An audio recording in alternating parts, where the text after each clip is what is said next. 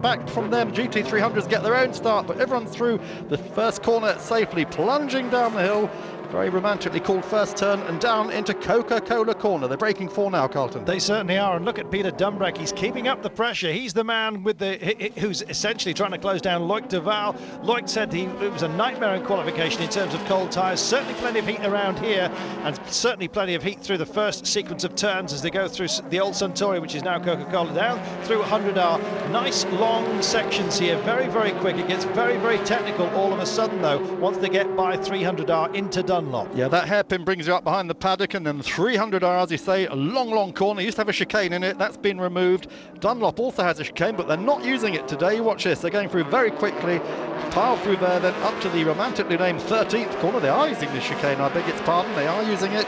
That wasn't actually what we had been told. The Zent car, though, gets pushed out, and that's a big problem there for the car that was starting fifth. He's been pushed back. Oh, he's off now. He's actually dropped to 15th, 16th. He's obviously got some damage. Toru Takagi on board that car, and of course this is the car that won the championship last year. Takagi's hopes are taking a big dive. He's got it going again. Is he heading for the pits? As meanwhile, most certainly, the GT300 cars must be coming past now. Absolute nightmare start for them. No chance of a double for them by the looks of things. We'll just have to see how much damage there is, but essentially on this track, Mark, it's such a quick one and so difficult to bed back in. If you find yourself sort of 13th and further back, what are your chances of climbing up the order here? Yeah, not very good. So no change in the top four at the moment. That Zent car falling out, and that moves Ralph Furman up. I wonder now if Furman had a coming together with the Zent car. Hopefully we can see that again, but there's certainly, he didn't go off by himself, did he? I think he was helped off there as they come back down to Coca-Cola for the second time. And there we see right at the back there the Calsonic car. That's the car that won the Fuji, the Suzuka 1,000 kilometers back in August. But this is about as live as you can get. This just happened last Sunday, this race. As always, Motors bringing you live or near live coverage of all the best in sports car racing this year. Le Mans, the ALMS, the Le Mans series, of course, Super GT, and Carlton been a big part of our schedule this year. Oh, it's been absolutely supreme. There's been so much live action, of course, right the way through the season here on Motors TV. You've had the DTM, you've been absolutely pleased to see every bit of the action that's mattered. And don't forget Le Mans, of course, for all of you endurance nuts, and we'll be back there again next year. Incidentally, the Zent Tsurumo SC Lexus, the #1 car, it did indeed get into the NSX number 8 in the hands of Furman, and I'm just going to have to wait and see what the damage is on there. It's left front suspension we're hearing for the #1 car, an absolute disaster for them. Retirement beckoning, we're hearing. Well, Furman's struggling. He's not being able to get the back end of the car. Has he got a puncher perhaps as he picked up from there as he goes onto that main straight? And look how long that straight is. Now they're going to run Formula 1 cars here next year. This is even longer than the straight at Indy Speedway. It's the longest in the year, almost 1.5 kilometers in length. Plenty of drafting opportunities and plenty of time as well to actually pick your way through, get a racing line. So many choices as you come down to the first corner here. So Toru Takagi's season ends in the pits. He's just pulled in the Zent car. He's got damage, as you can see, to the left front-hand corner. We just caught a glimpse of that as Ralph Furman being passed. Then Furman, I think, definitely has got a problem with that car. Yeah, look, he's locking up under braking. He has got a puncture. It is that left rear, as we suspected. And indeed, he also got into the number 23 Z car there, and that is the collision that's going to give him a drive-through penalty, according to the marshals. They're not happy with the way he's, the race director, not happy with the way he's handling himself. A little bit harsh that, getting into the 23. It was because of the flat tyre from the earlier contact, but nonetheless, he's got a penalty to pay for that. Yeah, it's a right rear, in fact. Right rear, let's get that right. Yeah, as you can see, it's speaking for itself now. So that's a result of that collision with the #1 car. There it is, the #1 car parked up, and it's over. Here it is. Let's have another look.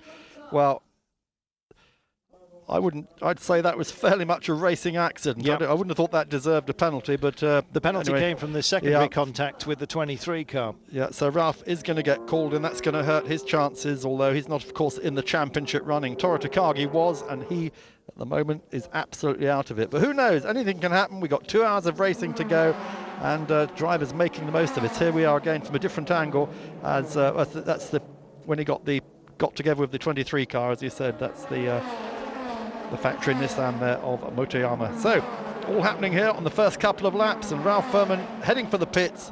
He'll be in there in a moment, and of course he won't be able to take his penalty at the same time he changes the tyre. No, so it's going to be double bubble as far as the pits, visiting the pits is concerned.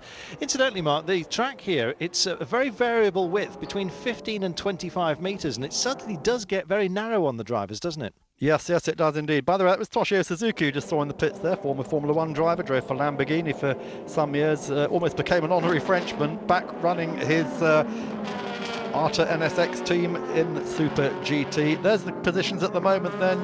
No change in the top 4 cars. It's 5th and 6th that have changed, of course, because we've lost both the number 1 Zensuromo and the number 8 Arta NSX. And the Epson car, the Nakajima car, Loic Duval. What a good job by this rookie. First year in GT, Super GT for him. Honda that's pushing that along, 3.5 litre V6, and up against the Nissans with their 3 litre V6 turbos and the Lexuses with 4.5 litre V8s. But one car, Carlton, is one of the Nissans is not actually running a turbo this weekend.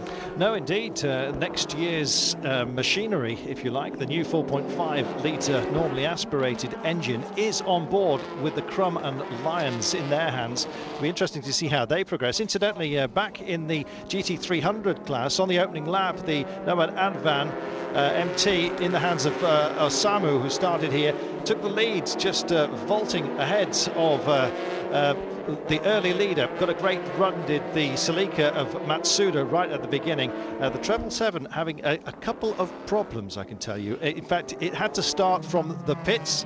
The 777 had to start from the pits because of late starting, so a nightmare beginning for them. Yeah, out comes Ralph Furman, new tyre on, but he's going to have to go back in to take the stop-go penalty or drive through. We're not quite clear which one they're given to us at the moment. You can see the difference in elevation at Fuji in that shot as he comes out of first turn, drops down the hill towards Coca-Cola. Big elevation changes here. It's in the national park, the Fuji and the Hakone National Park. It's one of the most beautiful areas of Japan. We're about an hour outside Tokyo on a good day, but they always do have traffic problems here. And I've been to Fuji 7 or 8 times in the Group C days in the 1980s. It is a fabulous place. You just go there and you stand there and you think, wow.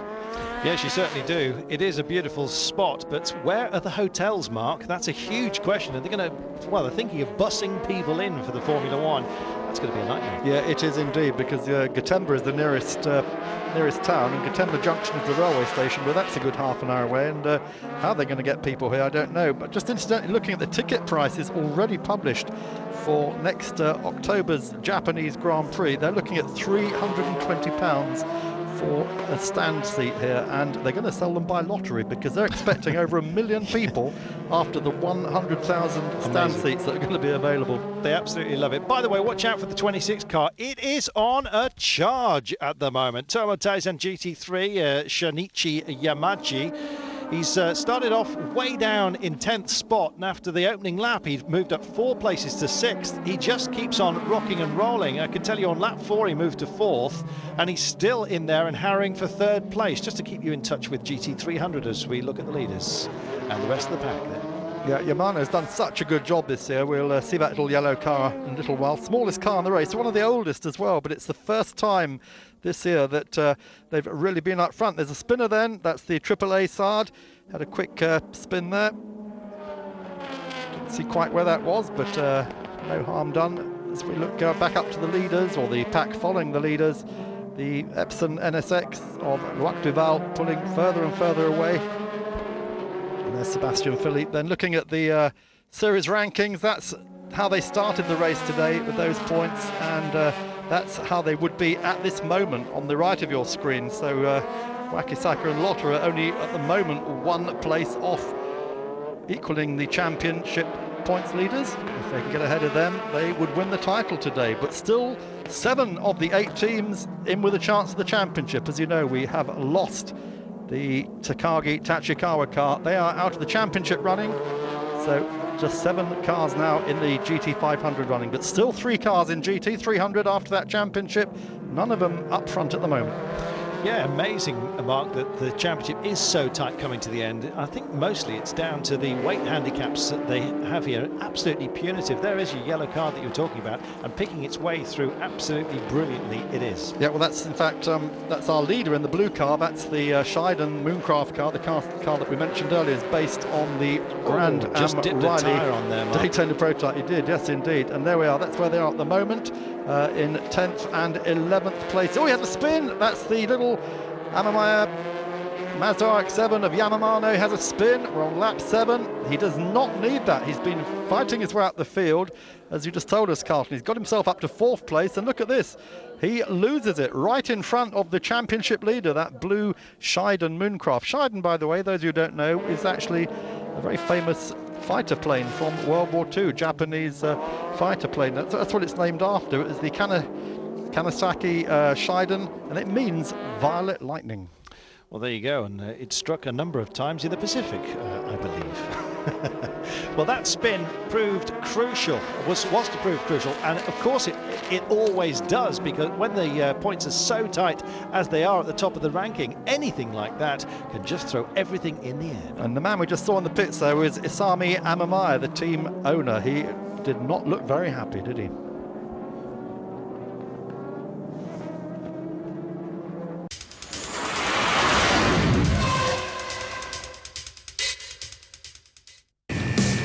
Opel Zafira, lancez-vous.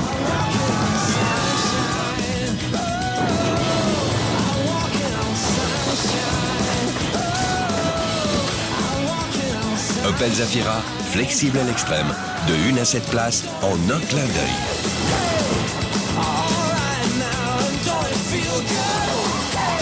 Jusqu'au 30 novembre, profitez de 2 500 € d'avantages clients sur l'Opel Zafira.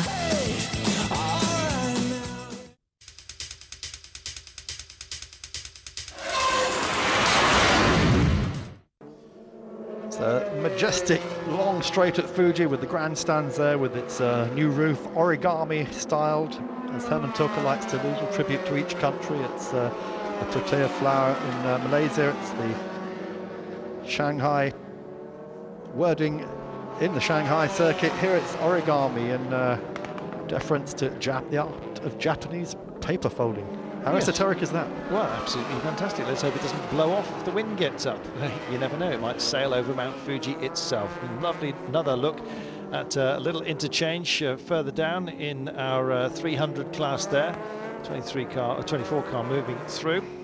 Putting in the amber Kondo Z. Nicely done as well. Picked his moment beautifully and clear away. Clearly being held up there, Mark. Yeah, that's the back marker there we went past, because they haven't changed the order there. Still Epson, Bandai and Woodoni. But in comes Ralph Furman then, taking his drive-through penalty. Can't stop, can't fuel, can't change tyres, can't change drivers.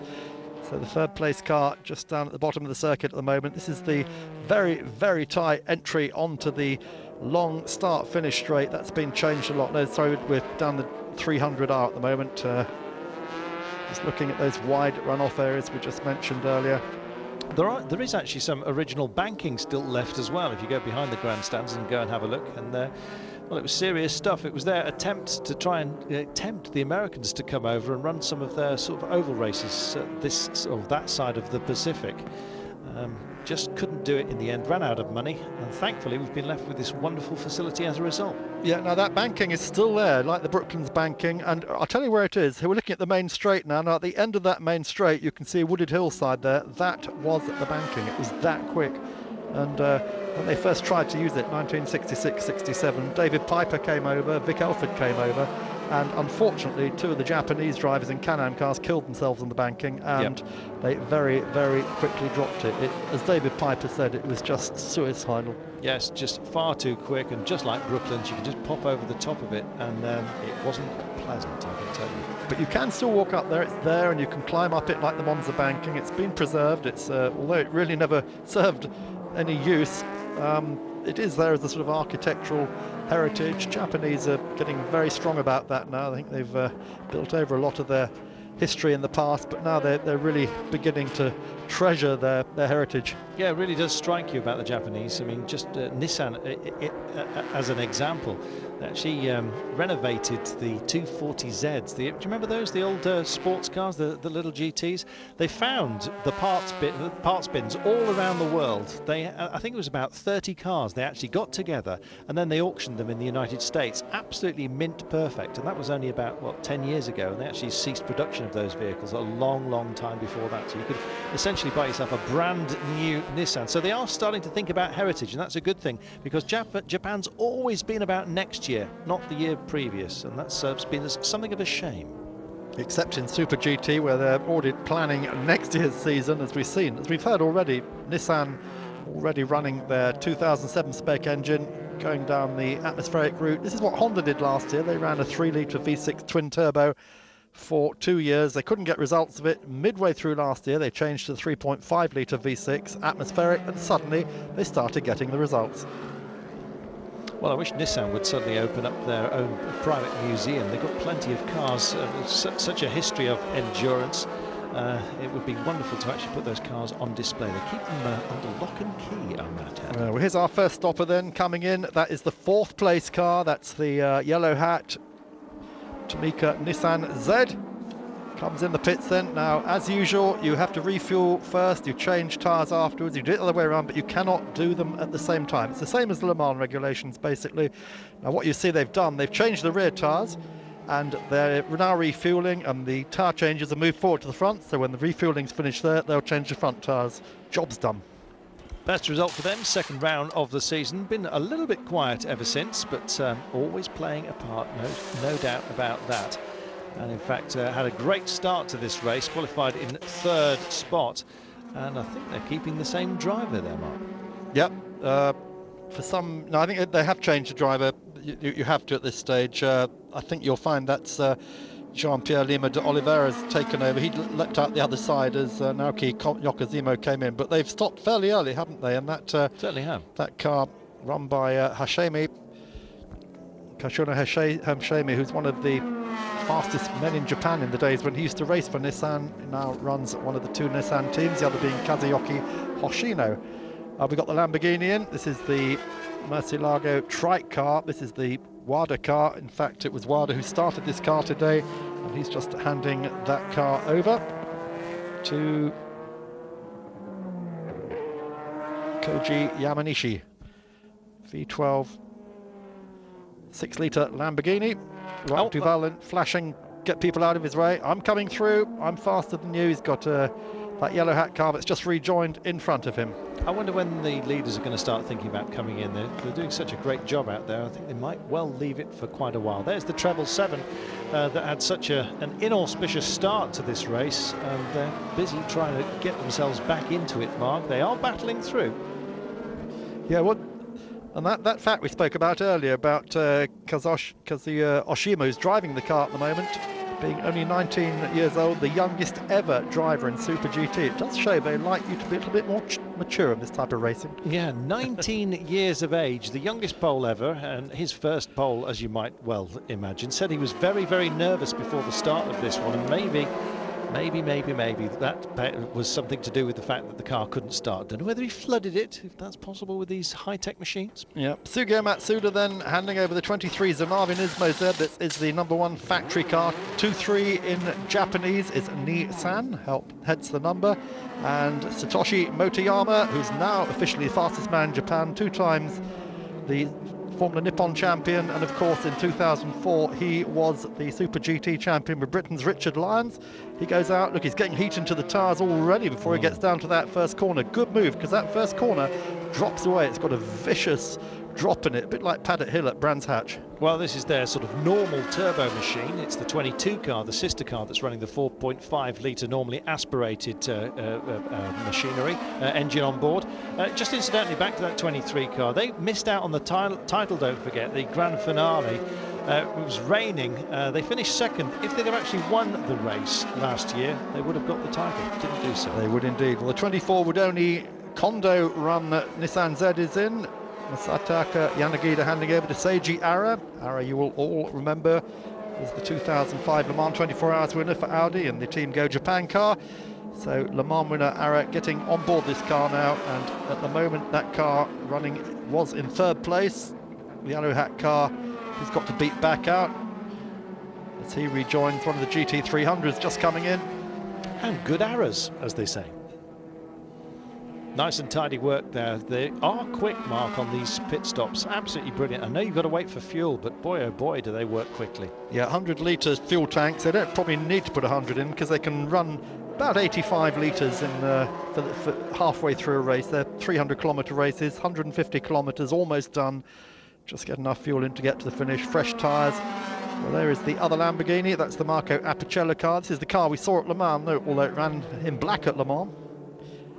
And the Bandai car comes in now. That's the second place car. That's Peter Dumbreck. He's going to hand over to Naoki Hattori. Now then, Peter Dumbreck has done some sterling work out there. He was the man, of course, who's been closing that gap. It was extended to around about the 10-second mark at one point, and he's been edging or eking its way. In fact, I think I've done him a disservice. I don't think it was quite that wide. I think it was about 7 seconds. But nonetheless, he's been getting it down to around about the 4-second mark. He's been staying very, very much in touch. Right. And in comes the Motul car as well. This is the Mikael Krum car. He'll hand over to Northern Irelander Richard Lyons. Now, I'm sorry we didn't stay watching the Bandai change. What we saw again was they changed the back tyres first, then they put the fuel on. This fuel goes in the back of the car, not the side, like we saw with the Nissan. And then as soon as that fuel's dumped, they'll do the front tyres. That way there's no time wasted because you can only have 2 tyre changes, so you're not wasting time with the guys at the back having to rush through to the front and do the tyres. You're refueling in the middle, so it's all nice and relaxed. Good time, 34.5 seconds, spot on. That's what the Nissan did as well, so that is exactly what you're looking for. Yes, as he tries to get some heat into the tyres, and it's now up to Naoki Hattori to just keep up the good work that Peter Dumbreck did right at the beginning here. We're looking at the 12 car here, Mark, the Impulse Z machine. And once again, it looks very, very laboured, doesn't it, when it comes to tyre changes? But as Mark says, it's the way they order themselves. Back tyres, then the fuel, wait for the fuel, do the front tyres. Very, very ordered and regimented, as you might well expect. Now, the trick's going to come later. I think probably in GT300, if things get critical, you might find some teams will elect only to change 2 tyres. In the case of the Hondas, quite often they'll only change the front tyres and just keep the grip going. Out comes then the Benoit Trullier car, the number 12 car, now in the hands of Trullier. That's Kazuki Hoshino, who was driving it. Hoshino's father runs the team, so no favouritism there to get starting fast. No, and on a bit of a hurry up for the 100 car, of course, in case you've missed it, the championship leaders, a little bit of contact with the 23, Nismo Zeds of Matsuda, and got themselves a drive-through penalty, running in 13th place. And essentially, I think their title hopes may well be at an end. We'll wait and see. Well, we're going to take a short break. Plenty of time to go yet. We're not only halfway through this race, just coming up to the 33 lap mark here at Fuji. And if you're enjoying it, don't forget the websites. Drop us a note. You never know, you might well get a mention. Back in a minute.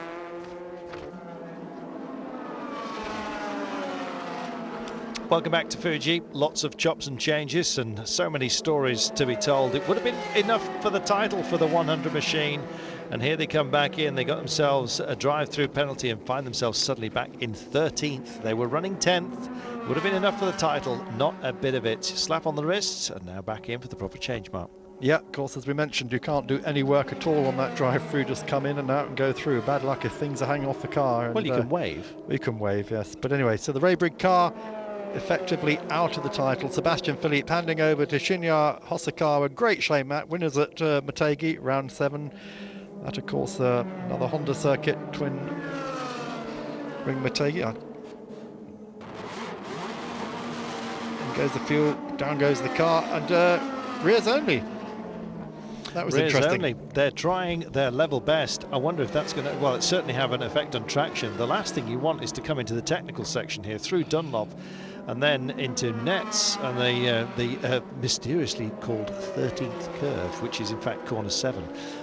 Yes, that is going to prove to be something of a mystery. I wonder whether that's a gamble too far, Mark. Here's the 25 car. Right, in it comes Orido, still on board that car. He's going to hand over the 25. Of course, not in the championship running.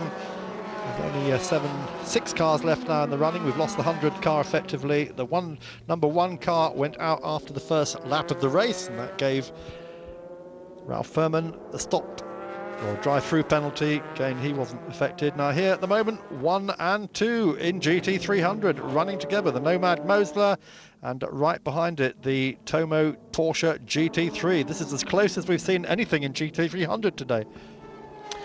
Well, the number 9 car was the one that had a bit of a coming together with the 26 in this one, and unfortunately day was about to end. Suspension damage for the 9 car, not good at all.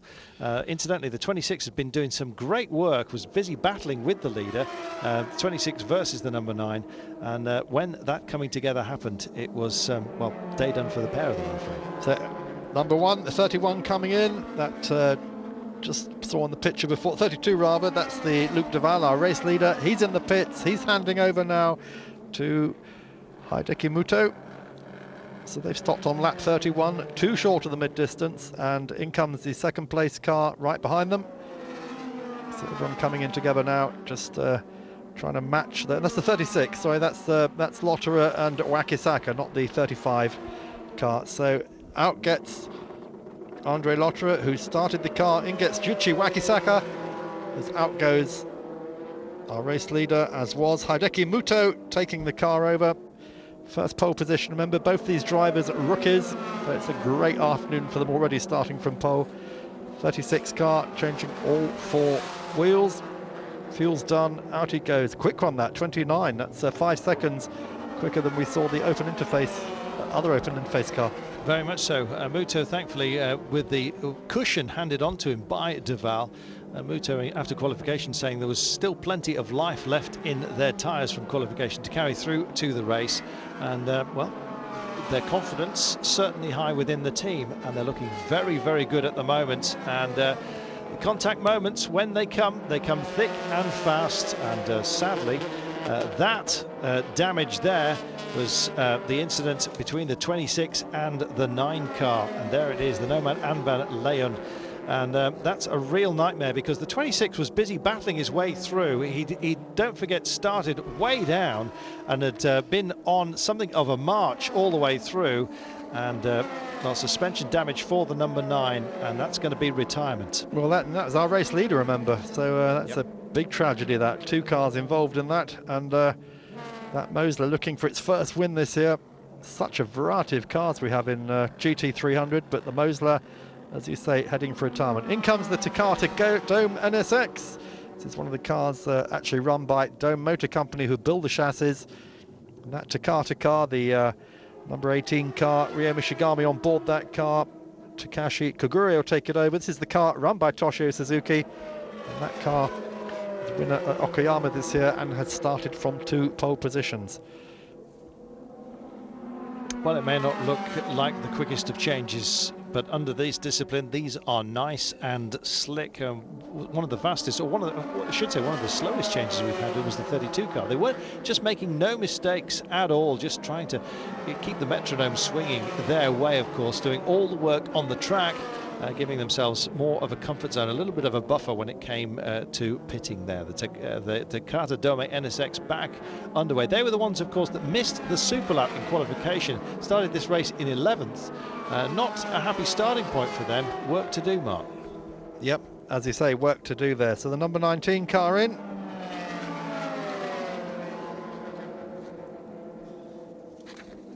Pit stops thick and fast now as we get to midway stage of the race. It's the Wed Sport Celica, that car that was running 3rd. Of course, he's moved up into had moved up into 2nd in class when our 2 leaders came together, the Porsche and the Nomad. Is that the Nomad coming back out? No, that's one of the VMAX coming out. So the Mosler, I suspect we're going to lose, aren't we? I think that's probably going to be out of the race.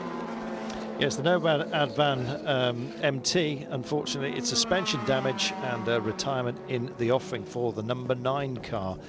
after the incident we saw earlier. Yeah, 3 retirements then. Collision for the number 1 car, Toru Takagi, on the first lap of the race. He went out, the Nomad's gone out, and in between those two we lost the sole Porsche Boxster in the race, Hideshi Matsuda's car. That went out after a collision as well, just 11 laps into the race. Here is the Nomad car. They've got it back to the pits. There's quite a lot of damage there, and look, the team's saying no, forget it, it's all over. That's a sad end to the drive, leading here at Fuji in the final race of the year. Yeah, it's a real shame. It's all chop and change, Mark. You can't count on anything here. And this one going absolutely down to the wire in terms of both championships, which run side by side here.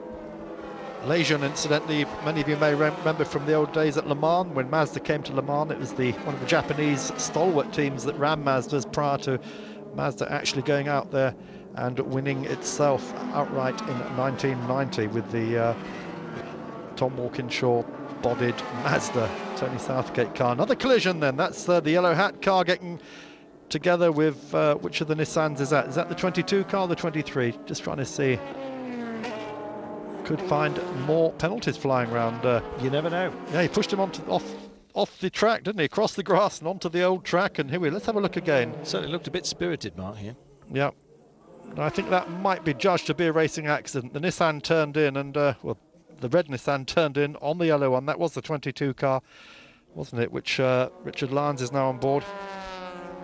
Well, we'll see if he manages to get away with it. The 26 car, incidentally, that incident with the 9, which caused the suspension damage, which you've just seen, just let by the 19 and the 62 machines. They're coming into it. And the 62, Kurosawa, he's looking nice and hot in this one, Mark. Yes, very much so. So we're halfway distance now, 34 laps completed of 66 here. We're just over the hour mark at Fuji, and it's really hotting up, as you say. Just Epson NSX, though, is still the class of the field. He's the virtual leader at the moment. When all the pit stops are finished, hopefully Loic Duval's partner Hideki Muto will still be out in front of the race as they start another lap down that long straight. Well, when they do pack these out, just a quick look at the standings there, and you can see that's extended, Mark. The 35 car is on the drift, and it's way off 10 seconds now. I think Peter Dunbreck handed over with a gap of around about 4.5 seconds. That's huge. That's a drift. Yeah, that's what we're waiting to see. It was more or less what it was when they went in, so I think their pit stops were fairly similar, and no change there in the top 4 places. But it's the it's the 4th place car that we're interested in. Andre Lotterer, Juichi Wakisaka, if they can maintain that in that open interface Tom's Lexus, they will be champions for 2006. Well, they of course won the opening round of the season, and well, they've been nice and successful. I think in this, maybe you just have to time your runs, Mark, in the GT series, just to avoid the baggage that you have to carry, the weight penalties, and then just keep yourself free for a nice run for the title at the end. It certainly seems to be what they're doing. Yeah, they're one of the few teams that's actually scored points in every round this year. They've had a second and a third, but they've always come home with the points. The only other person who's done that is Michael Krum in the Nissan, and those are the 2 guys who've done the points. They both had to drop points this year. 1 point for Wakisaka and Lotterer, 2 points for Krum, because when you get to the 1,000 kilometres in August, you drop 1 race. Now, just something else of interest. It does affect the championship today. The final round, there are no points given for pole position or for fastest lap. Normally it's first, second and third on the grid, first, second and third fastest laps. That doesn't happen today. It's just 20 points for the win, and then down through the field. You go 15, etc. down through the field. So that's one of the reasons that it's no good if you've had a big problem today. You're back of the field, you could go for fastest lap, try and get those 3 points. No, it doesn't happen today. No, and quite right too. If you're going to bring it down to the wire and keep the racing as tight as it has been, then let it be decided when they actually get out there and race. For now, if they stay the way they are, Wakisaka is going to win the championship along with Lotterer by a solitary point if he just holds on. So big crowds here at Fuji, as you can see, all on the hillsides, many in the stands, over 45,000 in the stands. One of the best viewing circuits in Japan, Fuji, and Herman Tilke, it's had to say, has managed to do the Formula 1isation of it without spoiling the character too much. Everyone's been fairly praiseworthy of Tilke this weekend. They've said, you know, guys done a good job, and very much in the news, as we said. Those of you who get Autosport will see there's a extremely good 5-page feature by Adam Cooper, who visited the track after the Japanese Grand Prix this year, went back to have a look. It's a track as I said earlier, no, very, very well indeed. More about that later as we see coming into the pits at the moment, one of the GT300 cars. This is the 61 car. Had a chance of the title, but the qualifications bat down in 21st position, effectively just wiped them out, Mark. They were third in the championship, coming to Fuji for the final here, and that qualification run absolutely disastrous for them. Essentially, they just counted themselves out right at the beginning. Yep, so this car, which is leading the championship in GT300, the Privé Zurich Mooncraft Scheiden, winner of round 8, the last round at Autopolis, and that really, really did help the team, gave them a huge, huge boost.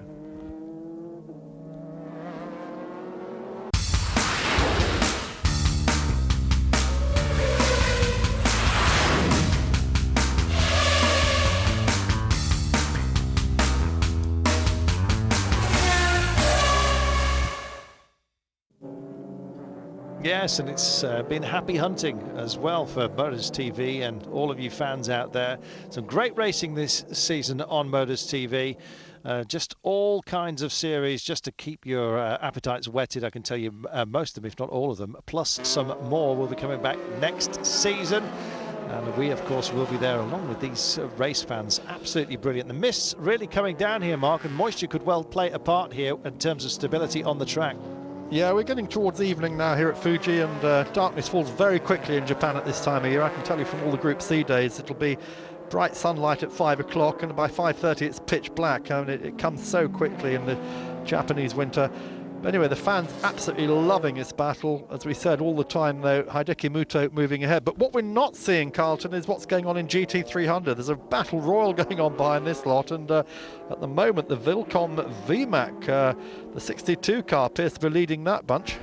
And so who's in for the championship title then, Mark, if positions are held? Well, at the moment, it is still going to be the Scheiden, the Mooncraft Scheiden. He has about a 4-point lead over the little yellow Amamaya Drink Mazda, and if they keep that up, then the Scheiden will take the title. Well, the Scheiden's been having all kinds of rear-end trouble, and the Mazda taking advantage of it. It's going to be a run right the way to the very, very last, and well, just don't hold your breath. And look at this, still raging between these two. The Nissan really does fancy it when it comes to the technical parts, and just keeps having to back out of it. That'll be a little bit of a flat spot, I'll be bound. Yeah, he didn't want to run to the back of him there. Now, what's interesting about this, the Woodoni Kondo Z has the 3-litre V6 twin turbo in the Nissan there. Now, this is the engine they're going to give up to go to a V8 next year to get more low-down torque. But today, certainly, it is extremely equally matched against the Lexus SC430. And there's the gap for you, just 0.197. They are absolutely locked together, and these are the cars that are causing the flags to wave. 5 laps to go here. We're running for the line and running for the title, but who will get both crowns here? The 500 and, of course, the GT300 class. You just can't call it yet. Yeah, my feeling is that if these two cars continue this battle, they're gonna quite possibly take each other off the way they're doing this at the moment. So the Wakisaka Andre Lotterer car, the Tom's Lexus, is in 4th place. That would move up to 2nd. It's already guaranteed the championship if it can stay where it is now. As long as it finishes 4th, no problem. Don't those GTs look absolutely fantastic? So much borrowed from the past, and look at this battle still raging on here. Just for me, I'd like to see the Nissan get by. Well, I think he's listening to me, Mark. Yeah, he's listening. He's done it. He's done it. And whoa! Again, their door handling. But look at that. Hattori-san is not going to give an inch. Absolutely brilliant. Hattori is not going to give up. Peter Dumbreck screaming at the television screens at the moment, and look at this, absolutely brilliant, holding position and just fighting out the Woodoni Z. I keep wanting to say Woodbines, but there you go. The 24 car just cannot find a way through here, and the smoke coming from the tyres as well. That probably explains my problem. Yeah, I think, as you said, he's probably flat-spotted that a little bit, and once they get onto the straight here, if you've got nice round tyres, you've got a lot more traction, and away goes Hattori. Just can start to pull away there. Well, we have been told that we're going to have to go fairly quickly after the end of this race, so what we want to see is what's happening in GT300. The Ford GT at the moment is holding position there. I think that is at the moment running in something like 6th place. And there's the number 7 car, which I believe is probably about 7th. Indeed. In GT300, he's got past it. He's got past the Ford now, so he's moved up a place. That's going to hurt the Scheiden. No, he had a part, but look how much more aerodynamic that Ford suddenly is. It is the battle for 7th place, and he hasn't quite made it stick. He's currently in 8th place. The RX-7 needs to be a bit higher than that. Yeah, but that was a superb example of what aerodynamics can do through the beautiful slippery shape of the Ford. Just with the Mazda alongside him, suddenly pulled away as the airflow started to kick in. Yeah, the GT40, of course, so named because the roof line was just 40 inches from the ground. Yeah, slightly higher now. They have to get people like Jeremy Clarkson in, so it's gone up a little bit, hasn't it? But anyway, end of the season coming up fairly quickly, and we'll be able to sit back with the winter coming, roaring log fires, and there is just the championship as if by magic. Yeah, just dream about all this that's happened. But this is happening in front of our very eyes at the moment. Here we go. Here is the rankings. Takahashi and Kato are still going to win if they can stay where they are. But if this little Mazda can move up another place, then it's going to look good. And he cannot get by the Ford at the moment. I mean, it's such a big battle going on here. I wonder whether he'll ever get by him, to be honest, Mark, because as soon as it straightens out just a little bit, that Ford absolutely slips away. Absolutely brilliant. And look at this, talking about slipping away. That Lexus, which we were talking down just a little while ago, still holding his own. The Z just can't close. Has done though. It was 0.191 last time around. Oh, and has a look. No, he still can't make it stick, can he? And look at that. As he tries. The 7 car again has a look at the Ford GT. Just can't get by either. Unbelievable stuff. Yeah, NSX in the way. I think he might use him as a foil, and he's got him. But the Ford fights back here. Absolutely brilliant coming down the start-finish straight. It's so long here. Talk about alternative lines. And look at that. It's pitting. The Ford is pitting. Why so late? Problem, presumably. Why so late? Well, coming in the 55 car. And that has left the number 7 in 7th place, Mark, on the door, knocking on the door of the championship, but the door's still closed for the time being. Yeah, but the Scheiden is only 1 car place behind him, remember, at the moment. So in GT300, that's their main problem. They must finish 2 or 3 places ahead just to get rid of those 4 points that the Scheiden has over them. Big bundle here, look at this. How much room can you possibly need, or indeed ask for? 4 into 1, does it go? Well, it seems so in GT.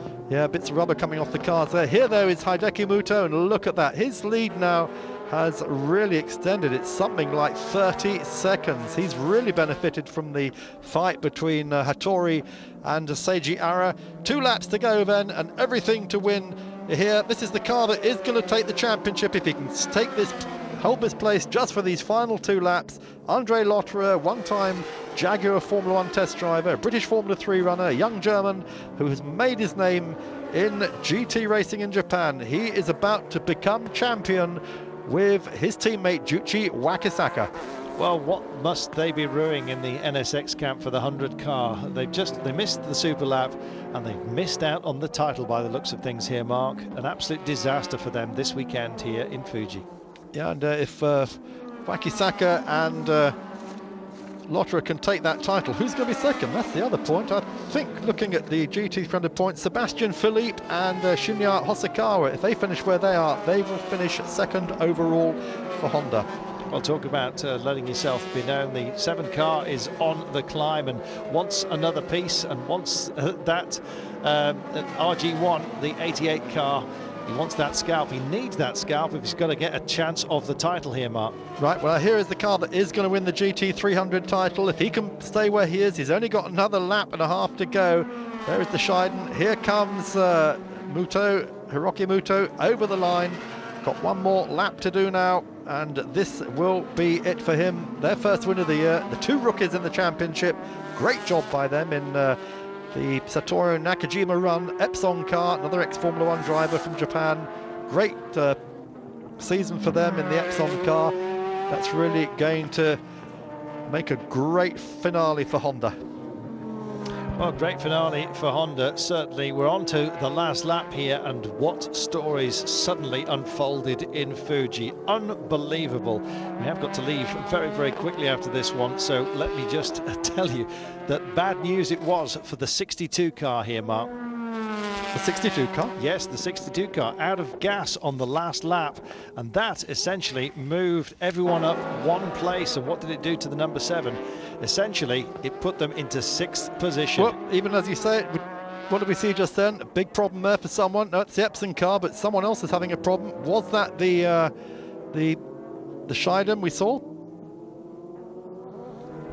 Well, nightmare scenario as far as some of the teams are concerned here. We've already seen the 100 biting the dust earlier on, essentially, out of their race moves. But in the GT300, the 62 car running out of gas and starting to crawl, and that effectively moved the entire field up one position and put the 7 car in 6th place, Mark. Right, well, anyway, for the moment, GT500, the Epson NSX, Loic Duval, Hideki Muto, they take the win.